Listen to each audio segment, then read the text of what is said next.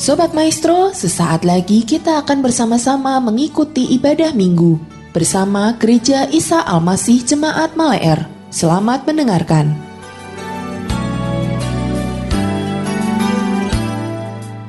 Tiba saatnya kami boleh mendengarkan kebenaran firman Tuhan saat ini. Tuhan, kami mau taruh segala harapan kami di dalam Engkau, karena kami percaya Kaulah satu-satunya sumber pengharapan kami. Haleluya, terima kasih Bapa. Mari kita mau terus rasakan hadirat Tuhan, kebaikan kasih setia Tuhan mengalir. Harapanku dalam Yesus tak akan pernah sia-sia.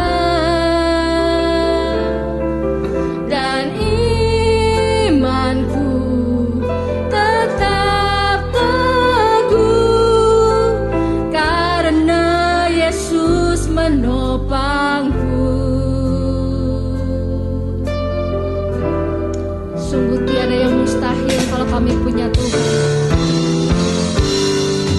Ku percaya tiada yang mustahil bila ada Yesus dalam hidup kami. Ada Yesus. Ku percaya kasih-Mu yang sempurna.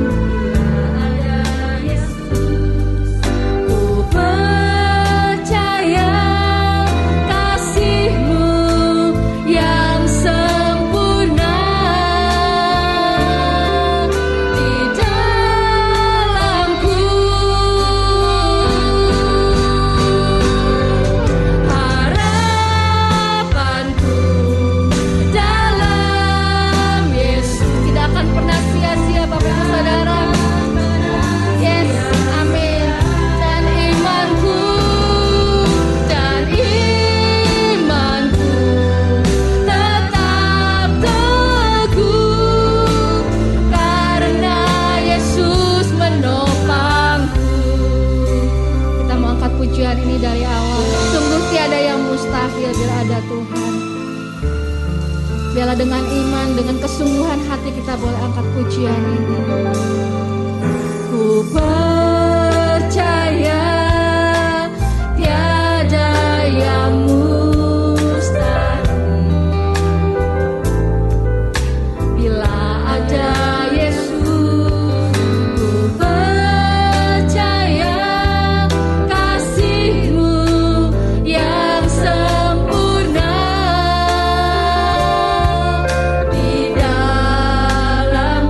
Percaya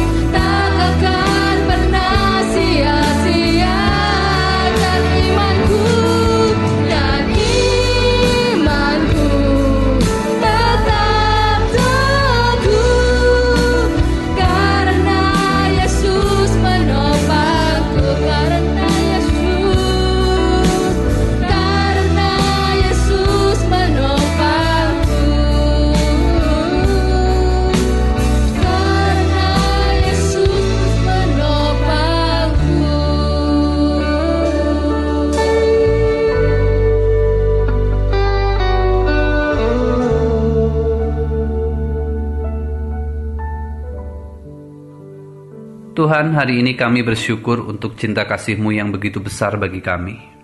Kami bersyukur untuk Tuhan yang sampai hari ini tetap memelihara kami dan yang melimpahkan kemurahan-Mu bagi setiap kami. Sehingga dalam setiap musim kehidupan kami yang tidak mudah hari-hari ini, kami boleh tetap melihat, kami boleh tetap mengecap kebaikan-Mu dalam kehidupan kami. Sekarang waktunya Tuhan berbicara dan mengajar kepada kami dari firman kebenaran. Kami berdoa, biarlah sementara kami mendengarkan kebenaran-Mu, Tuhan memberkati kami. Dan Roh Kudus yang menolong kami, supaya kami bukan hanya menjadi pendengar firman-Mu, tetapi kami boleh menjadi pelaku-pelaku firman-Mu dalam cerita hidup kami setiap hari. Tuhan Yesus, kami menyerahkan waktu-waktu kami ke depan ke dalam tangan-Mu. Hanya di dalam nama Tuhan Yesus kami berdoa dan kami bersyukur. Amin. Shalom Bapak Ibu Saudara yang dikasihi Tuhan.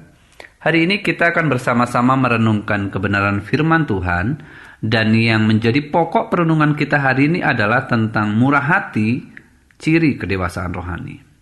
Nah, kita akan memulai perenungan kita hari ini dari Injil Lukas pasal yang ke-6 ayat 36. Firman Tuhan berkata, "Hendaklah kamu murah hati sama seperti Bapamu adalah murah hati." Bapak Ibu Saudara yang dikasihi Tuhan, mungkin sebagian dari kita tidak asing dengan istilah filantropi. Ya, itu sebuah istilah yang seringkali dikaitkan dengan kemurahan hati. Orang yang disebut filantropis adalah orang-orang yang dengan rela memberikan hartanya dalam jumlah yang terbilang besar untuk membantu orang lain. Jika kita melihat apa yang terjadi di sekitar kita, khususnya di masa-masa pandemi ini, maka kita akan menemukan bahwa ternyata tindakan murah hati itu juga dilakukan oleh begitu banyak orang, termasuk oleh saudara-saudara kita dari seberang. Tetapi tahukah kita bahwa orang-orang filantropis belum tentu memiliki hati yang benar-benar baik? Sebab bisa saja seseorang melakukan tindakan murah hati atau bahkan menjadi seorang filantropis dengan alasan supaya menjadi terkenal dan populer. Atau juga bisa karena ada semacam rasa guilty feeling, perasaan bersalah apabila ia tidak melakukannya. Bapak Ibu Saudara yang dikasihi Tuhan, setiap orang dapat melakukan tindakan murah hati terhadap sesamanya. Tetapi kemudian yang akan menjadi pembeda dalam setiap tindakan kemurahan tersebut adalah motifnya. Seseorang bisa saja melakukan tindakan murah hati karena berbagai alasan. Misalnya saja, karena orang tersebut memang memiliki jiwa sosial yang tinggi. Atau karena orang tersebut ingin mendapatkan apresiasi supaya dikenal sebagai orang yang baik. Atau karena orang tersebut sedang berbahagia, dia sedang bersuka cita, dia sedang diberkati, sehingga begitu mudah baginya untuk dia berbagi kepada orang lain. Atau mungkin bisa karena faktor atau hal-hal atau alasan-alasan yang lain. Jadi Bapak Ibu Saudara, mari kita memahami bersama betapa pentingnya kita mengerjakan tindakan kemurahan dengan motif dan sikap hati yang benar. Nah, dari Lukas pasal 6 ayat 36, ada prinsip-prinsip yang penting untuk kita perhatikan dengan baik. Supaya ketika kita mengerjakan tindakan kemurahan, maka Tuhan melihat bahwa kita mengerjakannya dengan motif dan sikap hati yang benar. Nah, prinsip yang pertama adalah kita melakukan tindakan kemurahan oleh karena kita telah menerima kemurahan Tuhan. Dikatakan hendaklah kamu murah hati sama seperti Bapamu adalah murah hati. Alkitab sedang memberitahukan kepada kita tentang pribadi Bapa yang murah hati. Sebagai orang percaya kita pasti paham kenapa Bapa dikatakan sebagai pribadi yang murah hati. Nah, kata murah hati memiliki pengertian merciful, penuh dengan belas kasihan. Bapak Ibu Saudara, semua kita tahu bahwa Bapa itu begitu kaya dengan kemurahan dan belas kasihan, bukan? Dan setiap tindakan kemurahan hati yang Bapak kerjakan itu selalu dimotori oleh satu alasan, yaitu belas kasihnya. Iya, oleh karena kasihnya yang begitu besar sehingga Tuhan melepaskan kemurahannya yang tanpa syarat itu bagi kita. Bapa adalah pencetus tindakan kasih. Dan segala sesuatu yang terpancar dari Bapa adalah tindakan-tindakan yang selalu dimotori oleh kasihnya. Bapak Ibu Saudara, Bapa adalah pencetus dan pemancar kasih. Dan setiap kita adalah orang-orang yang telah menerima kemurahan dan belas kasih Tuhan itu. Karena itu tidak ada motif dan alasan lain yang mendrive kita, yang memotori kita ketika kita melakukan tindakan murah hati terhadap sesama kita, selain karena alasan kasih. Nah, saudara yang dikasihi Tuhan, ketika kita menyadari sungguh-sungguh akan besarnya kemurahan dan kasih Tuhan, maka kita akan menyadari bahwa kasih tidak akan pernah berhenti sampai pada diri kita sendiri. Jika kasih Bapa yang terpancar itu sampai kepada kita, maka sudah seharusnya lah kasih kita juga terpancar sampai kepada orang-orang yang ada di sekitar kita. Bapak Ibu Saudara yang dikasihi Tuhan, kita tahu bahwa ada 2 tempat di Israel yang terkenal, yaitu Laut Mati dan Danau Galilea. Laut Mati dan Danau Galilea mendapat air dari sumber yang sama, yaitu Sungai Yordan. Namun Laut Mati dan Danau Galilea menjadi 2 tempat yang kemudian berbanding terbalik keadaannya. Di Danau Galilea terdapat kehidupan. Ikan-ikan hidup di danau tersebut. Banyak pohon, tanaman yang tumbuh di sekitar Danau Galilea. Bahkan ada banyak orang yang tinggal di sekitar Danau Galilea dan hidup dari Danau Galilea. Dengan kata lain, Danau Galilea memberikan dampak dan kehidupan bagi sekitarnya.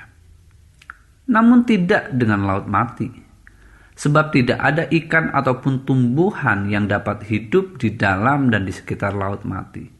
Padahal baik Danau Galilea maupun Laut Mati menerima air dari sungai yang sama.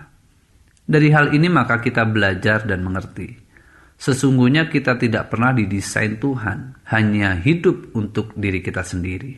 Kita didesain untuk berbagi. Laut Mati ketika mereka menerima air dari Sungai Yordan hanya ditampung bagi dirinya sendiri dan tidak pernah mengalirkan kepada yang lain. Sementara Danau Galilea ketika menerima air dari Sungai Yordan, ia mengalirkannya ke sungai-sungai yang lain.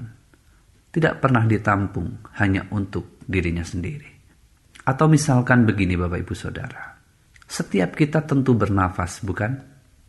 Setiap kita pasti bernafas.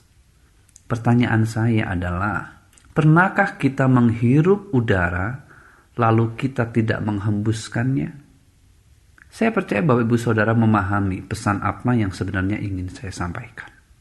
Itu prinsip pertama yang kita dapatkan. Nah, prinsip yang kedua, kemurahan hati adalah sebuah kebahagiaan.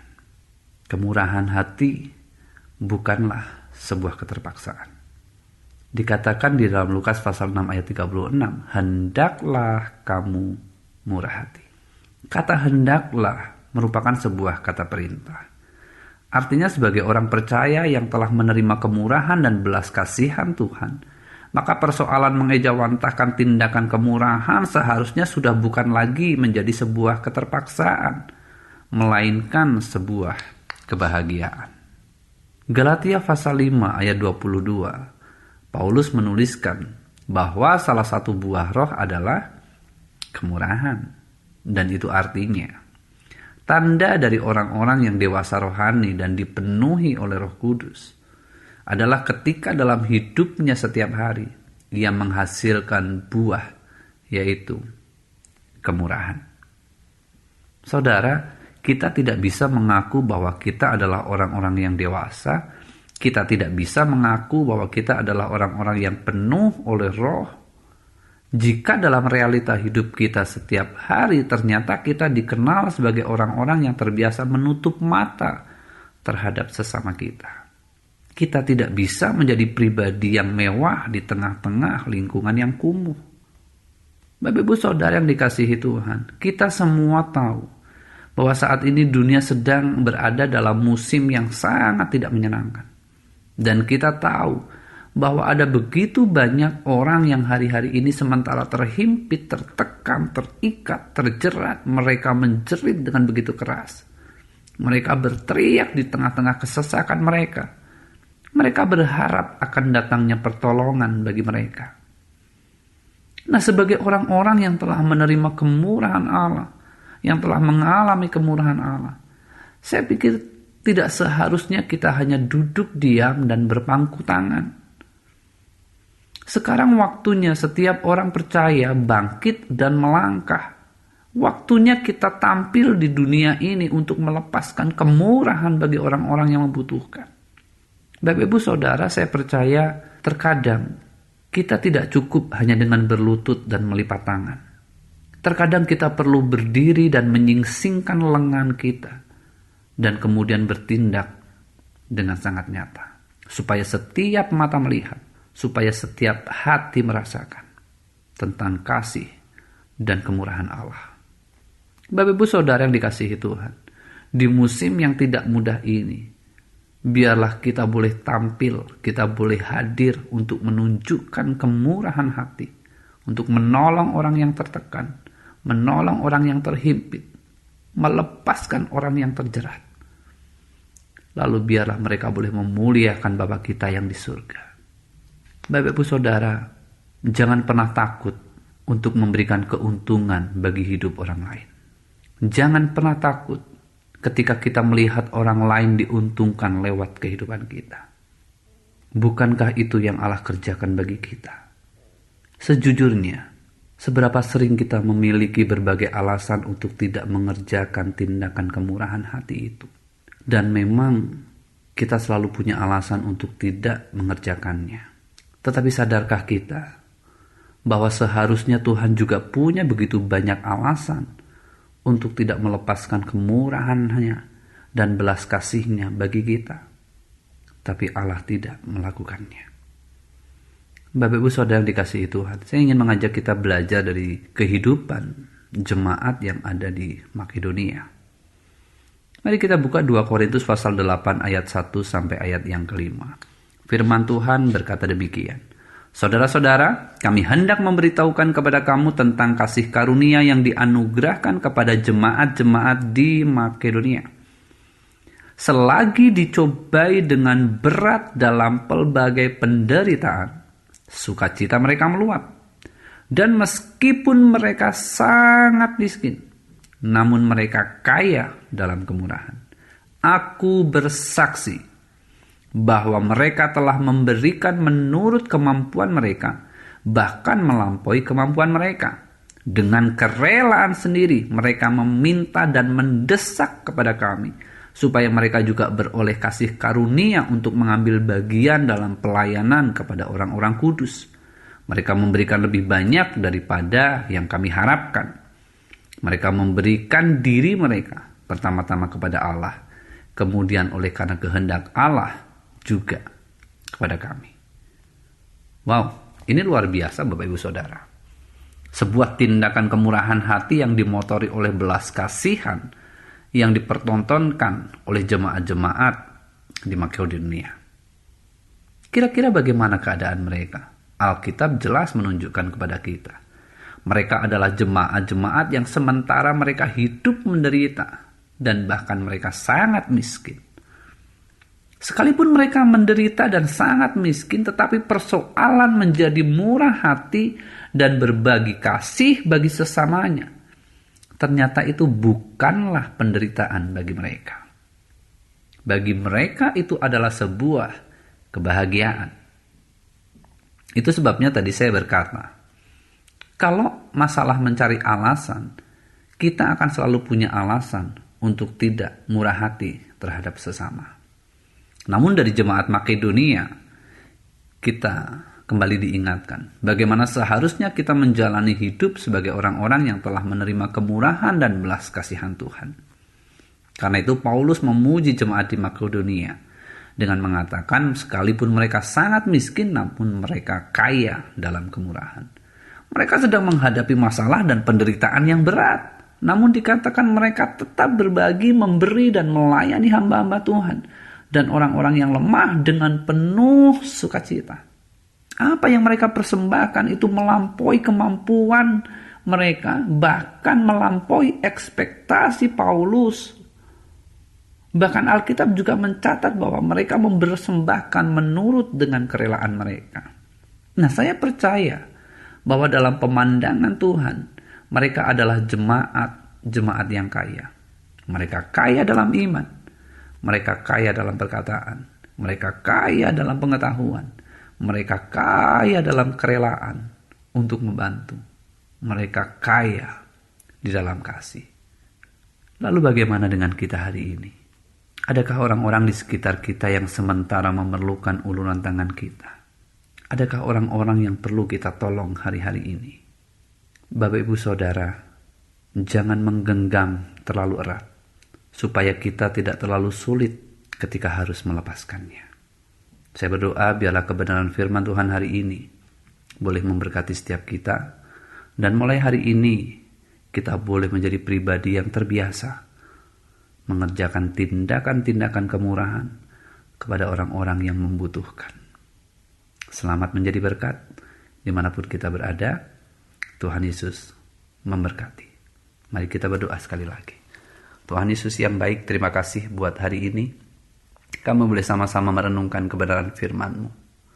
Kami bersyukur bahwa Allah begitu bermurah hati kepada kami. Terima kasih Kau telah mempertontonkan kemurahan-Mu bagi kami. Dan kami bisa ada seperti hari ini. Semuanya oleh karena kemurahan-Mu. Kami boleh tetap mengecap kebaikan-Mu. Kami boleh tetap melihat kebaikan-Mu dalam hidup kami. Terima kasih Tuhan untuk kemurahan-Mu, untuk belas kasihan-Mu.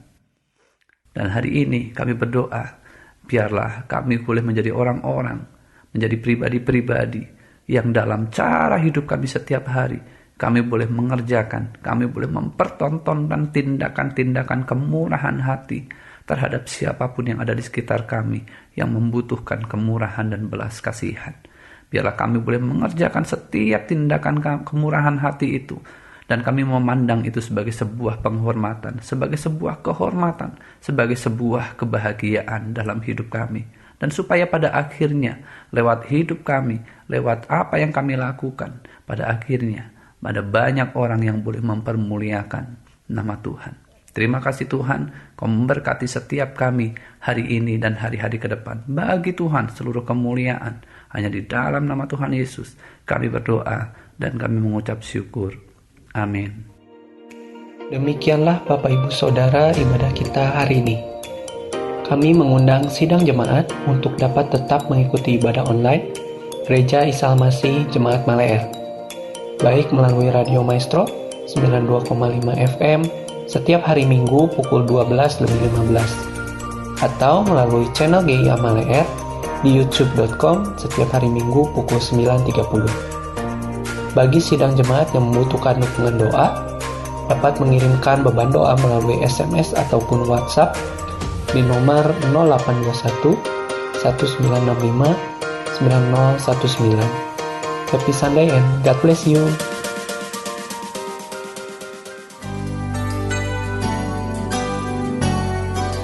Sobat Maestro, Anda baru saja mendengarkan ibadah minggu bersama Gereja Isa Al-Masih Jemaat Maleer. Terima kasih atas kebersamaan Anda. Selamat hari Minggu dan Tuhan memberkati.